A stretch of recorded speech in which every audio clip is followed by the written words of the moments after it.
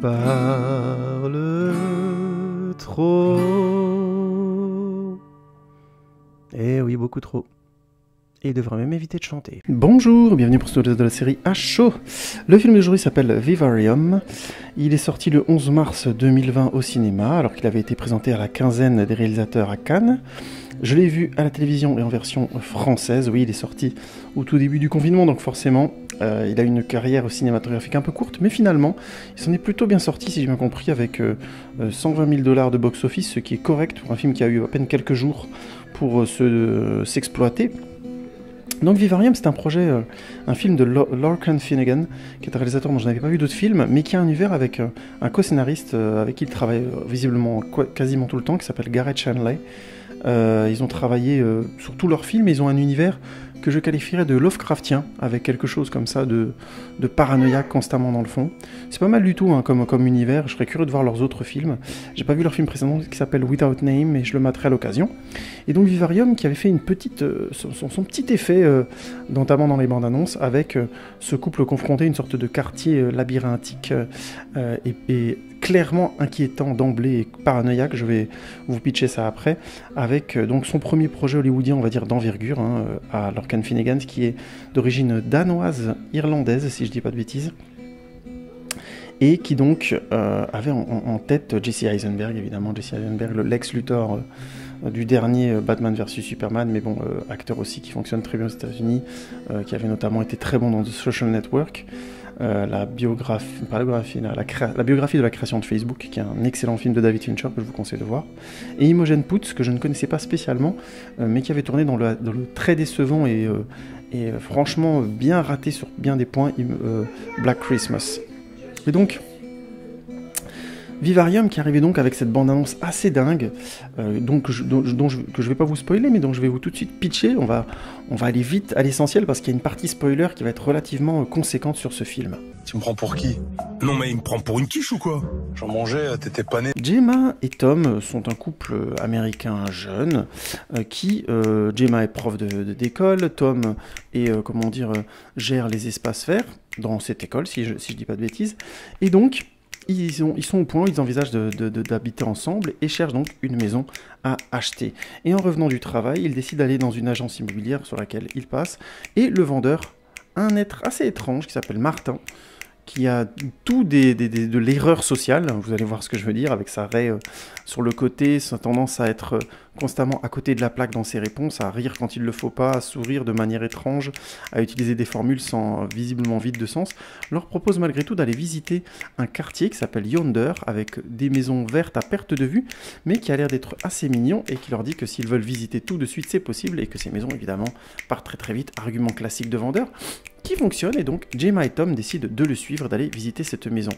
Dans une visite qui est finalement assez étrange et bizarre, nos amis Gemma et Tom sont confrontés donc à ce vendeur qui leur présente une maison classique, tout en verre, où au mur des propres pièces, on retrouve des tableaux qui représentent ces mêmes pièces, donc le salon dans le salon, la maison est dans le salon, la chambre à coucher est en peinture dans la chambre à coucher, etc., etc.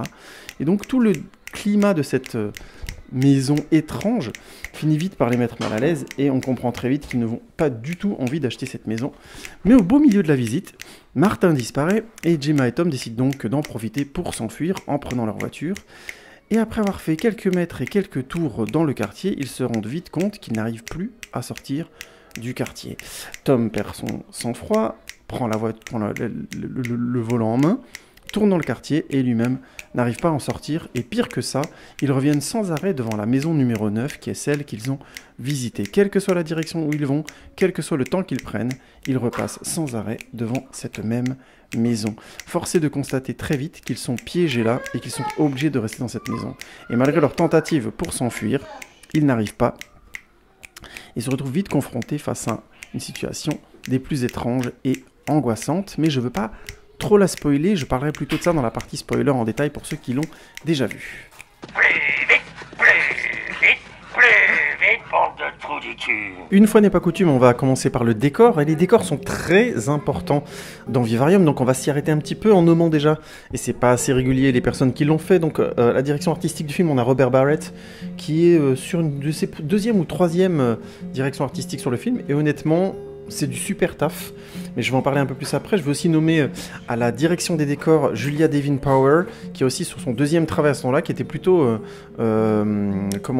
qui était chargée d'acheter tout ce qui était matériel de maquillage et d'effets spéciaux, props comme on dit, et qui là prend pour la première fois la casquette, ou la deuxième fois si je dis pas de bêtises, de direction des décors, et c'est très très réussi. Les décors de Vivarium sont donc basé sur un principe simple, c'est que le film tourne essentiellement dans une sorte de huis clos, dans cette fameuse maison de lotissement, dont ma compagne m'a expliqué que c'était en fait la maison d'acquisition, on va dire, de petite, je caricature, petite bourgeoisie américaine, c'est-à-dire vraiment l'accès à la maison dans les quartiers, avec toujours les mêmes maisons, ainsi de suite. Vous avez certainement vu des films ou des séries là-dessus.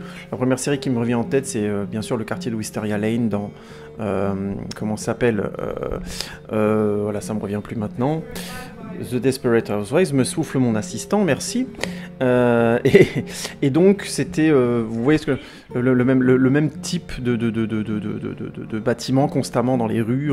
On tourne en rond, on a l'impression d'être toujours au même endroit. Et le film exagère ça avec donc ce fameux effet étrange dès le début d'être coincé dans ce type de quartier. La maison en étant un prototype. Prototype évidemment décalé, puisque le premier détail qui est choquant pour l'œil, c'est que le quartier est vert, complètement vert. Et ce jeu en fait sur le vert, je vais y revenir après sur la symbolique du vert et sur le travail de la couleur verte, mais ça fonctionne très bien parce que le film est très nuancé, ça donne... En fait, ça fait décor et ça fait vraie maison à la fois. Et ça vient du fait que le travail sur le décor a été fait de manière très minutieuse. On dirait vraiment une maison clé en main. Ça aussi, je l'ai appris, c'est ma compagne qui me l'a dit, mais dans les maisons américaines comme ça, clé en main, on vous donne carrément les couverts, donc on peut littéralement entrer dans la maison, il y a tout, la télé, le frigo, tout est déjà là, déjà prêt à être, entre guillemets, consommé. Ce qui fait que du coup, c'est assez... Avec mon regard d'occidental, on va dire, un peu naïf, ou peut-être mécréant tout simplement, je trouvais ça déjà étrange de faire une maison comme ça. Mais aux États-Unis, c'est assez classique comme coup, entre guillemets. Donc ça, c'est pas spécialement dérangeant. Mais moi, dans mon regard, c'était déjà quelque chose de dérangeant et d'étrange. Peu importe. Ce qui fait que ça devient réellement dérangeant, et ça l'est déjà avant, bien sûr, c'est le fameux vendeur, Martin, dont je reparlerai après quand je parlerai du casting, mais qui en rajoute sur le côté décalé. Et ce qui est encore plus fort, c'est que la maison se met en valeur elle-même. C'est-à-dire que dans le salon de la maison, on a une peinture qui représente, je crois, la maison. Et ensuite, dans les autres pièces, on a des peintures qui représentent les pièces elles-mêmes. C'est-à-dire que dans la chambre à coucher, on a une peinture qui représente la chambre à coucher. J'avais pas vu, hein, c'est aussi ma compagne qui l'a vu, moi j'avais pas vu ce détail, pour vous dire. Non, j'avais vraiment pas capté. Et c'était... quand j'ai vu ce détail symbolique, je me suis rendu compte que c'était en fait un discours sur le vide. C'est-à-dire que c'est tellement artificiel comme lieu que la seule chose que le lieu peut mettre en valeur, c'est lui-même. Il n'y a pas d'art, il n'y a pas de pensée, il n'y a pas d'évasion possible. Et ça, je trouve que c'est très intéressant, c'est un effet très subtil, probablement écrit dans le scénario, j'en sais rien. Mais en tout cas, dans le choix du décor et dans le travail artistique, c'est une excellente idée parce que ça rend le lieu particulièrement anxiogène, d'emblée. Je m'en suis rendu compte que petit à petit, en repensant au film, on dirait, ah bah oui, effectivement, c'est très flippant parce que le lieu est constamment... Il y a un jeu comme ça sur le miroir sans fin. Vous voyez, le miroir infini, l'image dans l'image, dans l'image, dans l'image, dans l'image. Et le film joue beaucoup sur cette métaphore... C'est pas une métaphore parce qu'elle est visuelle, mais sur cet effet visuel-là, sur cet effet d'emprisonnement-là. Et c'est un détail parmi d'autres que j'ai trouvé très intéressant. Après, l'idée aussi est que chaque pièce a sa couleur, notamment la pièce pour les enfants notamment est bleue, étoilée, et ainsi de suite. Vous avez une autre couleur pour la chambre des parents, je sais plus. Bon. Mais en tout cas, vous avez des codes colorés comme ça qui sont aussi des clichés de pièces qu'on retrouve, je caricature, dans les magasins genre Ikea. C'est vraiment une standardification de la famille et de l'espace de vie. À la limite, et c'est là où le film est vraiment bien fait, c'est que c'est pas agressif, c'est ni trop plastique, c'est pas des maisons qui ont l'air d'être... C'est pas une maison qui a l'air d'être désagréable à vivre. C'est ça qui est assez réussi dans le film, c'est que même si c'est bizarre, même si on connaît le pitch, même si on a vu la bande-annonce, même si on sait plus ou moins ça va aller, c'est pas une maison qu'on rejetterait d'emblée. C'est juste, il y a qu'un seul détail qui choque l'œil et qui nous met tout de suite dans une situation de malaise ou d'étrangeté, c'est le vert. Alors, c'est quoi la symbolique du vert dans un décor pareil ? Il faut savoir que les fonds verts qui sont utilisés au cinéma, pourquoi on utilise du fond vert ? Il se trouve que, dans la vie de tous les jours, les gens mettent très peu de vert. Le vert est une couleur, grosso modo, de la nature. Elle est très rarement dans les décors de villes. Regardez bien les villes autour de vous, vous avez rarement du vert. C'est pour ça que très très vite, dans l'audiovisuel, pour pouvoir faire les fameux effets de surimpression d'image et enlever des éléments, il suffisait d'enlever la couleur verte. Bon, alors il y a aussi le fait qu'à l'époque, avec le principe du cathodique, le vert étant une des 3 couleurs qui recomposait toutes les images.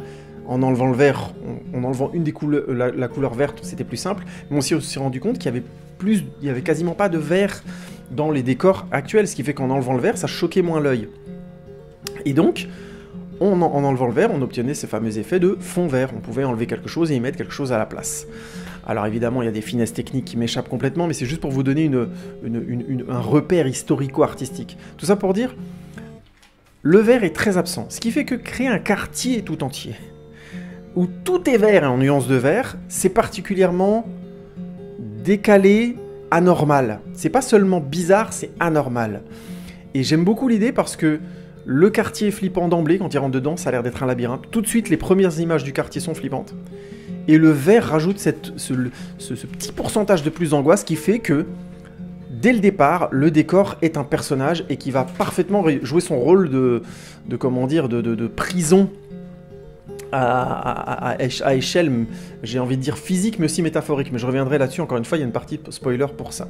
Donc bref, je tiens à souligner vraiment ce travail-là. Les décors sont excellents, et je pense que c'est une des grandes parties, notamment la bande-annonce jouait bien là-dessus, et je pense que c'est une des grandes parties qui fait que le film a été sélectionné en off à Cannes, et qu'il était présent au festival, alors qu'à la base, c'était plutôt une série B, fait par un réalisateur qui arrive sur le marché, et qui n'avait peut-être pas marqué les esprits avant. Mais j'ai pas vu son film précédent, sans nom, Without Name, je ne l'ai pas vu. Donc si je le vois à l'occasion, j'en parlerai peut-être et je changerai peut-être d'avis. Vrai? Faux. Je vais juste faire un petit...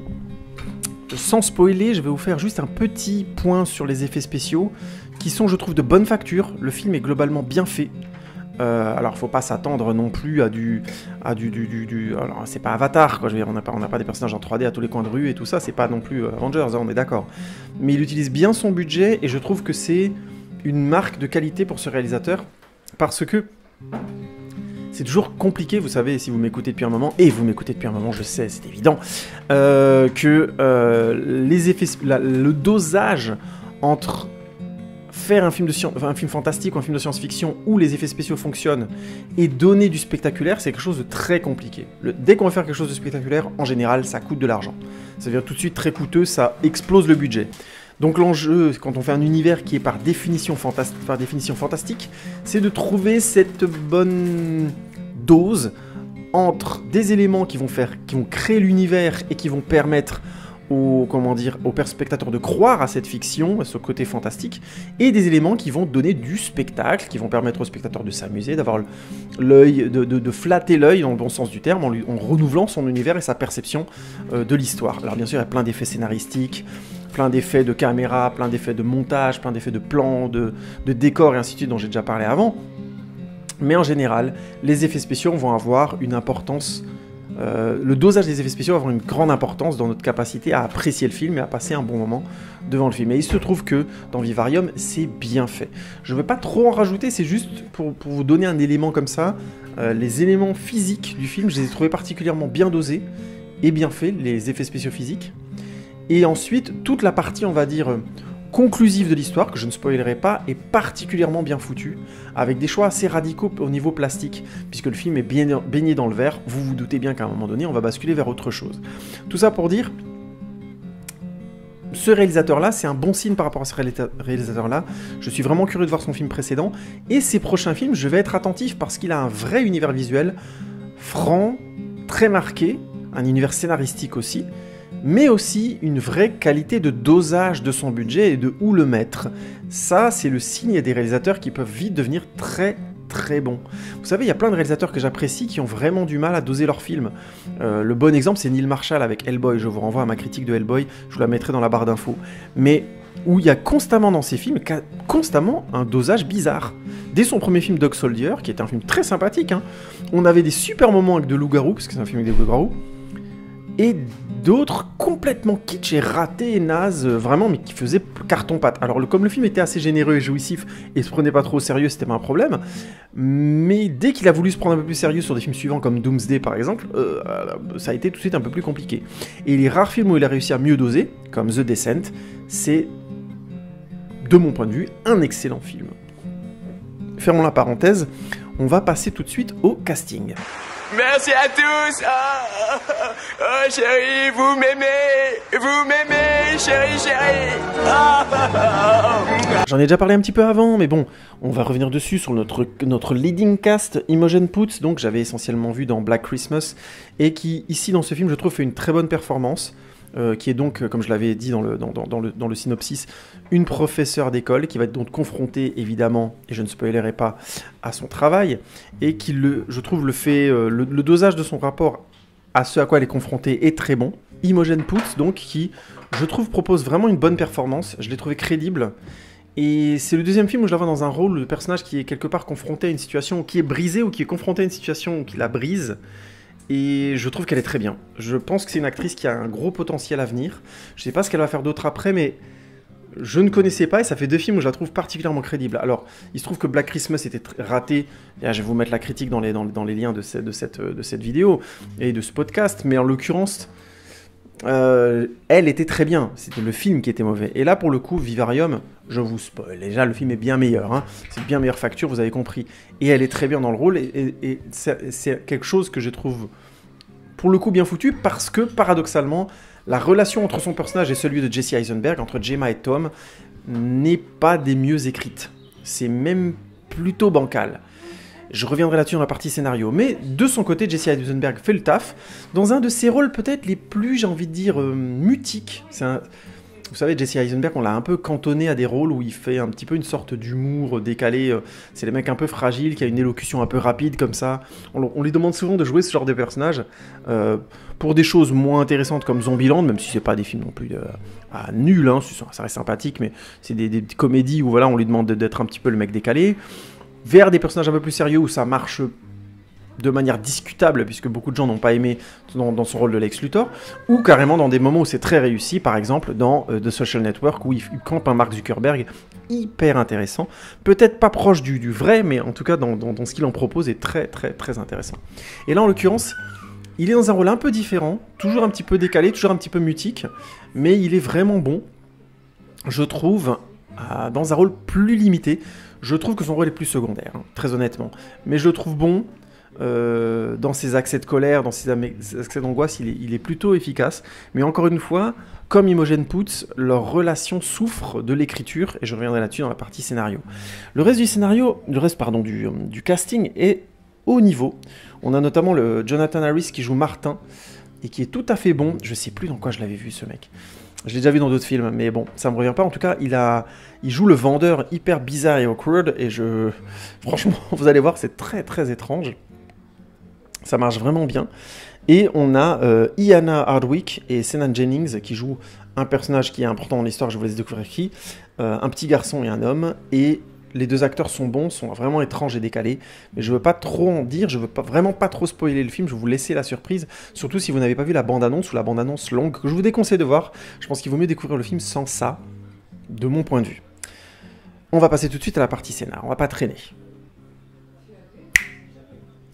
Le scénario de Vivarium. Alors là, je vais faire court parce que je pense que je vais beaucoup mieux en parler dans la partie spoiler, parce que j'ai fait exprès de ne pas parler d'un élément perturbateur en soi. Il y a déjà un élément perturbateur au début du film, mais il y en a un autre qui est vraiment le centre de l'histoire et je ne voulais pas vous en parler.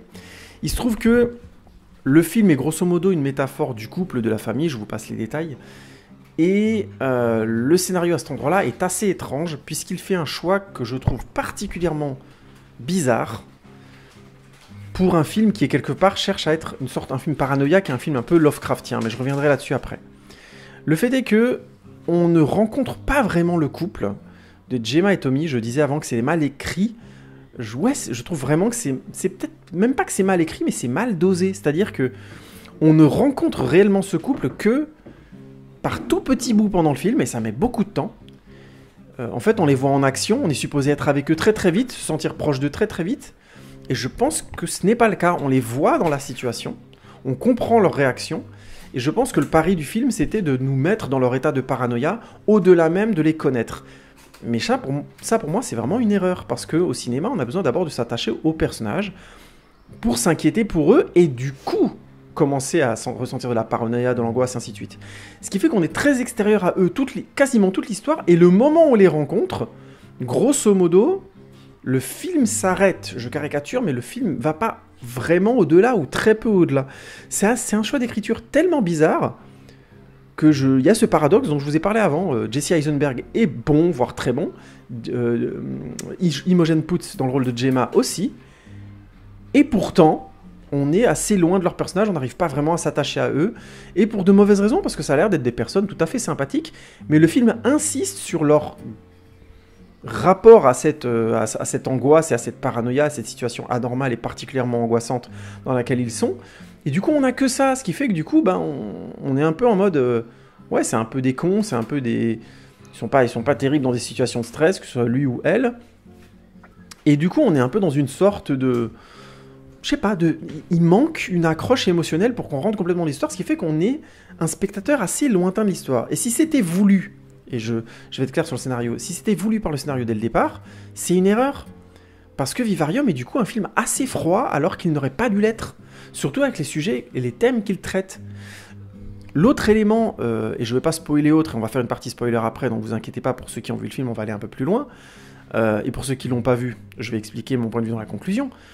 L'enjeu à un moment donné de voir ces deux personnes dans ce labyrinthe angoissant, si c'est à froid que doit être lu le scénario, malheureusement, ça rend le film assez chiant. Si vous vous sentez pas enfermé avec les personnages, on a l'impression de regarder des animaux dans un bocal. Et alors ok, le film s'appelle Vivarium, mais je crois que personne s'amuse à regarder un vivarium pendant 3 heures. Ou alors, si vous faites des dessins, ou si vous aimez particulièrement les animaux. Mais jusqu'à preuve du contraire, les spectateurs ont besoin d'être attachés, en général, à leurs personnages pour pouvoir y être... tout simplement pour être impliqués dans l'histoire.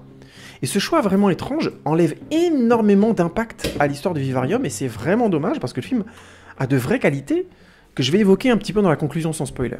Ah la vache, je comprends pas un mot de ce que vous racontez. Allez-y, excusez-moi, reprenez depuis le début, je vous écoute. En conclusion, je dirais que pour cette partie sans spoiler, Vivarium est un vrai bon film de paranoïa, plutôt intéressant, plutôt intense, plutôt...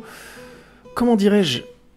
Une expérience assez angoissante, oui, effectivement, mon assistante me le souffle, plutôt angoissante, et en l'occurrence, je conseille de le voir, franchement, rien que pour l'angoisse qu'il arrive à faire naître, qui à mon avis aurait pu être beaucoup plus intense, et qui rate un petit peu le coche sur le fond, mais je reviendrai là-dessus dans la partie sans spoil. Oui, sur le fond, je vais être clair, même si vous voulez le voir, ne vous attendez pas à être bouleversé, je trouve que le film rate sa cible ou n'est pas assez clair sur ce qu'il veut dire. Du coup, ne vous attendez pas non plus à avoir le cerveau retourné. Mais comme il est plastiquement très très bien fait, que j'ai pas donné d'effet de mise en scène, mais le film tout simplement capitalise complètement sur son décor et sur son lieu, quasiment jusqu'à sa scène de conclusion, sur sa dernière partie. C'est un film qui est vraiment intéressant à voir, c'est une expérience assez dingue, mine de rien, parce que c'est une idée simple, hein, mais elle est plutôt bien exploitée. Après, encore une fois, j'ai des réserves sur le scénario, j'ai des réserves sur ce que le film veut raconter, et je trouve qu'il fait des erreurs, ou alors il raconte mal ce qu'il veut raconter, je vais m'expliquer ça dans la partie spoiler. Mais nonobstant cela, peut-être que vous apprécierez plus Vivarium, ou vous comprendrez mieux Vivarium que moi. Donc je vous le conseille, honnêtement. C'est vraiment un bon film de science-fiction, et c'est vraiment dommage pour lui qu'il soit sorti juste avant le confinement, parce qu'il aurait eu un petit succès, pardon. Et je pense que, pour le coup, Finnegan Lorcan est un réalisateur que je conseille de suivre, parce que je trouve qu'il a tellement bien géré son budget et son idée de départ. Après, il y a peut-être des problèmes scénaristiques et des problèmes de fond, je vais en parler après, mais honnêtement, ce mec-là, je vais déjà regarder son autre film, on en reparlera, probablement, j'ai l'impression, Et ce projet suivant, je ne sais pas ce que c'est, mais moi ça me rend déjà curieux. Alors, je remercie tous ceux qui n'ont pas vu le film et qui veulent pas se faire spoiler la face. Donc, n'hésitez pas à tweeter, Facebook et Instagram et la totale et commenter, donnez-moi vos avis. Vous savez très bien que c'est ça qui m'intéresse le plus. J'ai eu d'excellents commentaires dernièrement. N'hésitez pas à continuer, c'est ça qui fait que cette chaîne est sa raison d'être, qu'on peut échanger tous ensemble sur les films. J'ai envie de connaître vos avis. C'est ça qui m'intéresse le plus. Donc si vous avez aimé Vivarium, si vous l'avez trouvé angoissant ou pas, si vous trouvez que j'ai raison, que le couple central est relativement étranger à nous pendant tout le film, ou pas, n'hésitez pas à me le dire, ça m'intéresse vachement. Et pour les autres, ceux qui l'ont déjà vu, hein, puisqu'il est sorti il y a un petit moment quand même, eh ben on va passer à la partie spoiler. Et tu connaîtras pourquoi mon nom est l'Éternel, quand sur toi s'abattra la vengeance du Tout-Puissant. Alors, là on s'attaque au gros morceau. Alors là on s'attaque à du vénère. Vous avez vu le film, que les choses soient bien claires. Donc vous savez que, après avoir essayé de s'être enfui, d'avoir brûlé la maison et de l'avoir vu littéralement se reconstruire devant eux, enfin être intact le lendemain matin, ils reçoivent donc dans un carton un bébé, puisque évidemment c'est dans les cartons qu'on envoie les bébés. C'est connu. Hein. Et tout ça pour dire, vous avez donc vu le rapport à cet enfant qui est donc un être, une créature qu'ils doivent élever. Ils ont tous les deux un rapport différent avec ça. Elle est donc professeure et elle commence à vouloir avoir une certaine forme d'empathie avec l'enfant, là où Tom est dans une sorte de résistance tout de suite, et le fait effectivement que l'enfant grandisse beaucoup plus vite que la normale n'aide absolument pas à Tom à s'approcher de lui ou à être proche de lui. Donc ils ont chacun un rapport différent à cet enfantement, mais je mets d'énormes guillemets là-dessus et vous allez voir où je veux en venir. Donc vous savez que l'histoire arrive donc à son terme face à cette fameuse séquence où le personnage de Gemma arrive à découvrir l'envers du décor, le fait qu'il y a plusieurs maisons, que ces maisons sont imbriquées dans une sorte de passage dimensionnel étrange ou dans des réalités alternatives. J'estime que c'est des dimensions parce qu'elle en est exclue de toutes ces autres réalités, comme si qu'elle était trop lourde et qu'elle ne devait pas en faire partie. Et comme il y a cette couleur primaire qui change d'un seul coup, j'ai l'impression qu'elle elle ne peut pas percevoir les autres mondes avec toutes leurs couleurs et tout le spectre lumineux parce que visiblement, elle n'en fait pas partie. Et c'est comme ça que j'ai interprété le fait qu'on passe par des univers bleus, rouges, très marqués. Et donc, elle revient dans son monde de départ et donc elle est piégée par des êtres qui ont la capacité de nous faire passer de dimension en dimension. Ok. Dans le principe, je trouve ça très intéressant, et l'idée que... et c'est là où je reviens sur ce que je disais avant, il y a visiblement quelque chose qui plaît à Finnegan et à son scénariste, là, Shane Lee, c'est ce côté Lovecraftien. J'ai regardé un petit peu les titres et les pitchs de leurs courts-métrages respectifs et de leurs films. Il y a toujours quelque chose de l'ordre de l'enfermement, de l'emprisonnement dans un univers particulièrement angoissant et paranoïaque.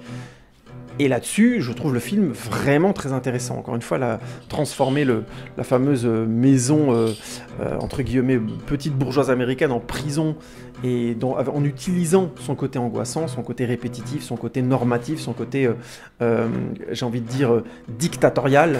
La maison avec le parent, les enfants, les chambres déjà prêtes, la totale. Sans compter évidemment le symbole dans le film de la fameuse télé, hein, qui renvoie à l'enfant un message d'extraterrestre, mais qui est aussi... évidemment quelque chose de particulièrement hypnotisant. Donc, je ne peux pas ne pas voir le sous-entendu, entre guillemets, critique de ça. Donc il y a toute cette dimension-là que je trouve particulièrement intéressante et réussie dans le film. Mais le film, pour moi, a deux énormes problèmes. Et c'est pour ça que j'ai besoin de cette partie spoiler pour en parler, parce que peut-être que j'ai pas compris. Hein. Encore une fois, c'est un film que je trouve assez dense. Peut-être que je n'ai pas compris certaines choses. La première chose, c'est la métaphore de la famille et le rapport entre parents et enfants, qui est très présent dans le film.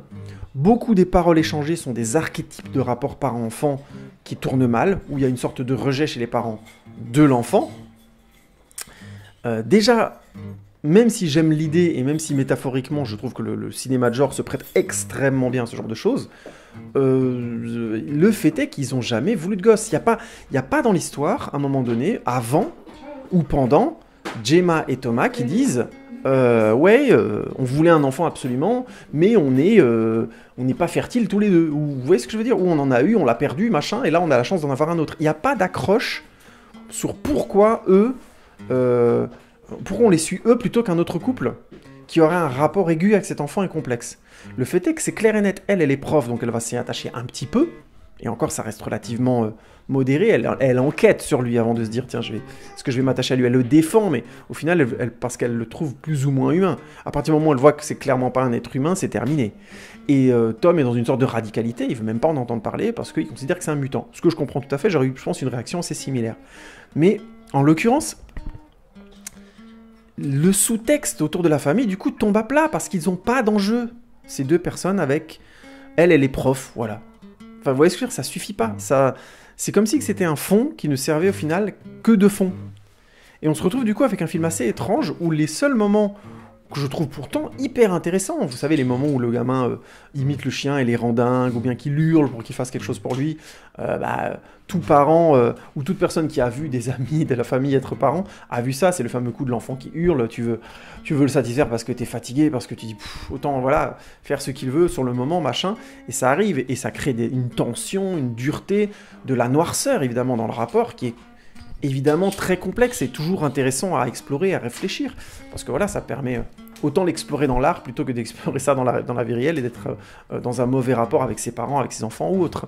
Mais en l'occurrence, j'ai trouvé la démarche est complètement tuée dès le départ, parce que on a au final pas de raison de vous voir eux dans un rapport à un enfant.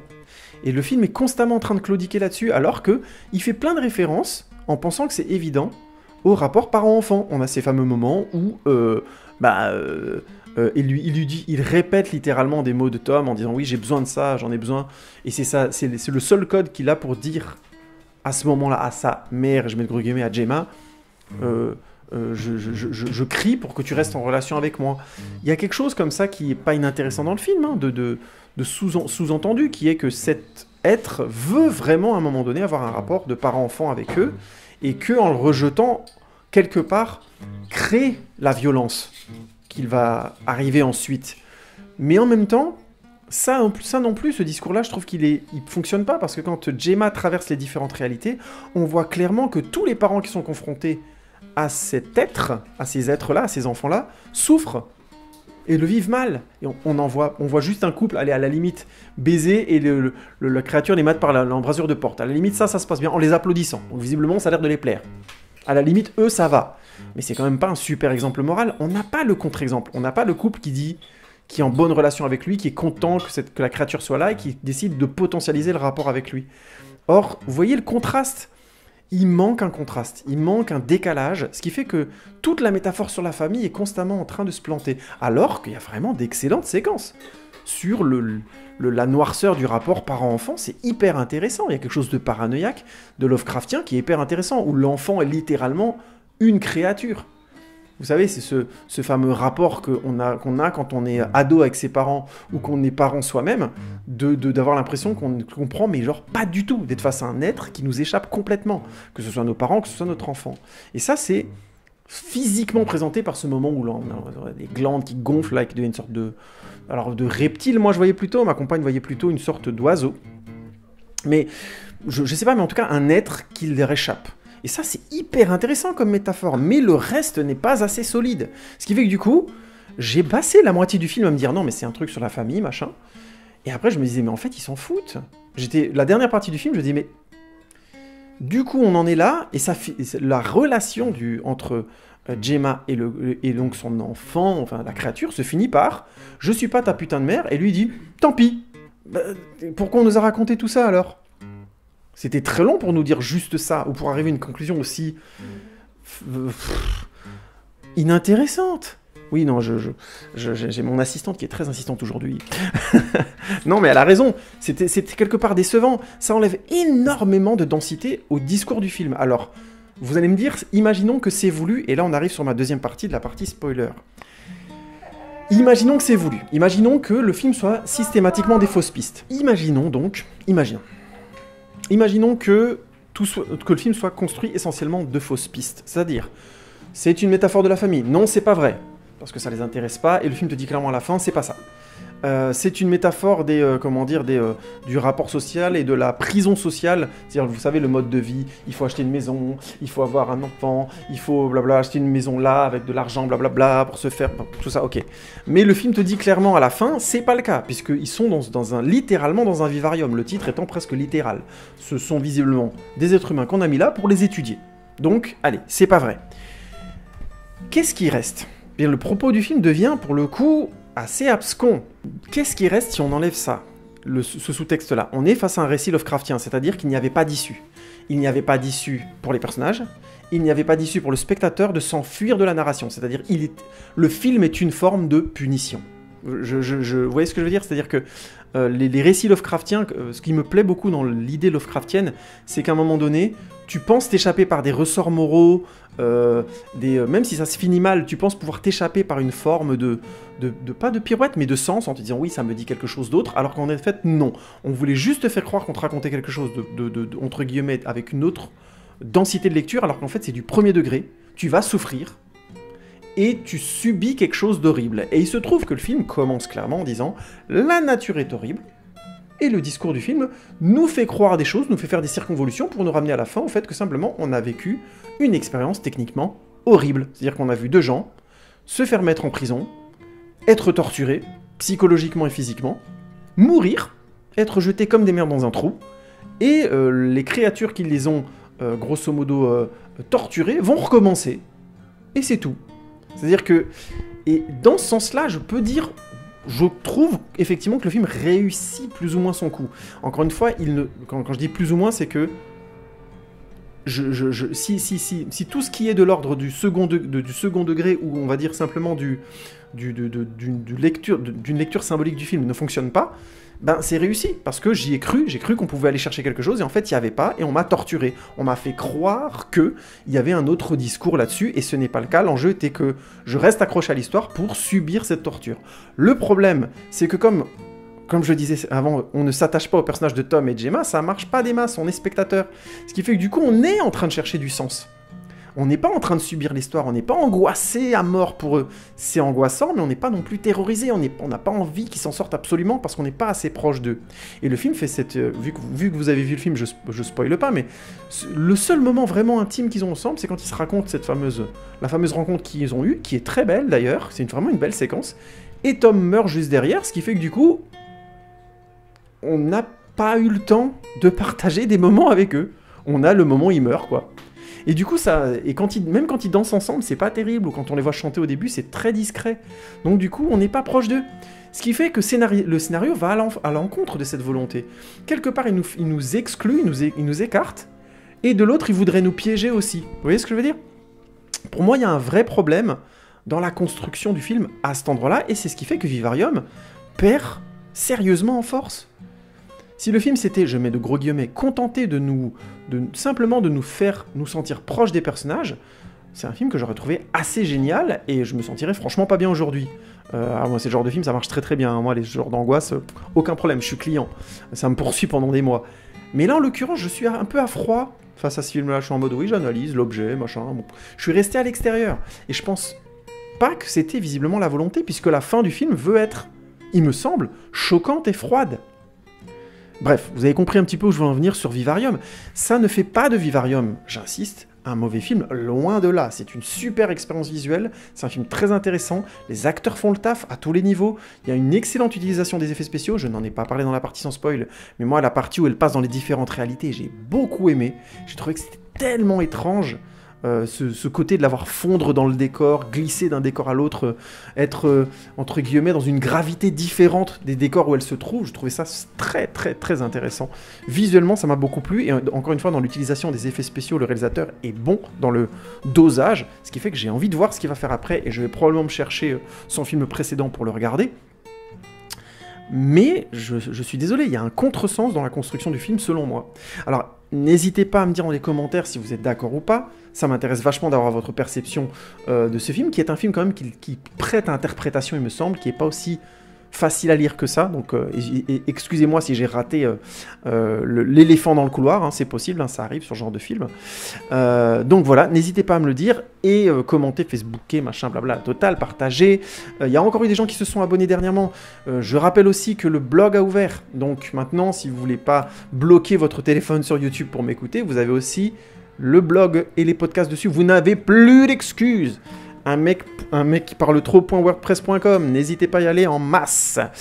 Merci beaucoup pour votre écoute, il y a encore eu des abonnés dernièrement, c'était vraiment super. Et on se retrouve bientôt pour un nouvel épisode de HO. Salut les amis, ciao ciao.